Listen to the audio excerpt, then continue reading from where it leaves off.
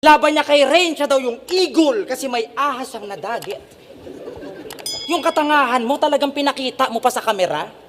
Malaman-laman ko yung tinutukoy niya na eagle, agila. Kala ko naman nalugi ka. Yung eagle, naging eagle, yung kabubuhan mo sagad. Di mo na lang sinabi nga, pambansang ebon, para nagets namin agad.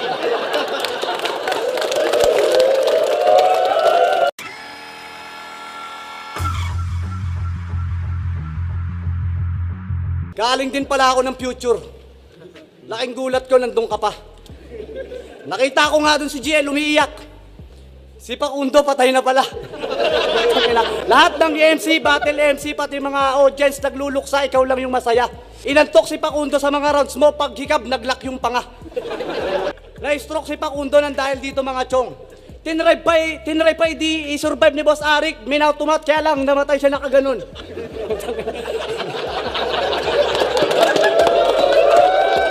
Nung battle niya kay Guryong Tala, sinamon niya si Gioong. Inaano ka ba ng tao? Halata mo talaga na mema lang yung angle. Magaha mo ng rapper na hindi naman bumabattle, supot! Ako, di ko gagawin yung ganyan. Ayoko magmukhang tanga. Kaya ang masasabi ko lang, Kuya Dennis, magsulat-sulat ka na!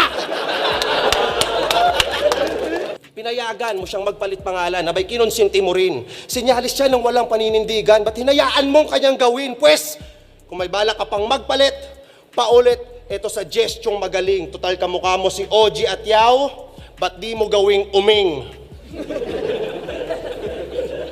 Boss, tapos na ako. Round 2 na ng anak mong may tililing, pakisabi na lang din ang pangalawang banat kay uming. Naging teacher ka lang naman daw dahil tuwing flag ceremony ikaw yung naglilid ng dasal. Ganon siya ka-cool. Tuwing Monday lang siya kailangan sa school. Ba't di ka na lang mag-vlog? Vlog. Punta ka ng Russia tapos iwagayway mo yung ating Philippine flag. Habang sumisigaw ng 0 divided by 0.2 is equal to 5 at kung ikaw ay bago lang pa lang sa channel, huwag mong kalimutang mag-subscribe. Habang may mga missile na dumadive. Ang ina mo ka. Laban niya kay Chris A, sabi niya, ang tagumpay mo'y kagagawa ng gulong kasi nga, well done. Kagagawa ng gulong, well done. Pinilit i-connecta yung bars parang welding.